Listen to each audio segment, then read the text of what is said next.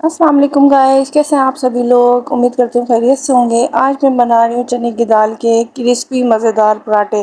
तो चलते हैं रेसिपी की तरफ। इसके लिए मैंने दाल ली है, इसको मैंने बॉईल किया है। इसके साथ इसमें मैंने कुटी लाल मिर्च, दो स्पून मैंने नमक, एक प्याज और 3-4 लहसुन की जबे डाल के इसका भुर्ता तैयार कर लिया है। और ये इसके मैंने पेड़े बना लिए हैं। अब इसको हम पेड़े बना के इसको हम बेलेंगे। तो बहुत ही मज़ेदार सी रेसिपी और झटपट तैयार होने वाली है। बहुत ही क्रिस्पी पराठे बनते हैं चाय के साथ, तो बहुत ही मज़े के लगते हैं।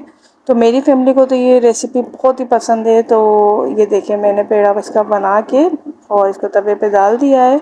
तो आप लोग भी इसको ज़रूर ट्राई कीजिएगा। मुझे बताइएगा कि आज झटपट सी रेसिपी कैसी लगी।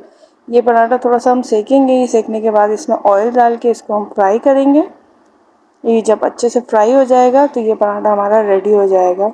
ये देखें, ये पराठा फ्राई हो रहा है।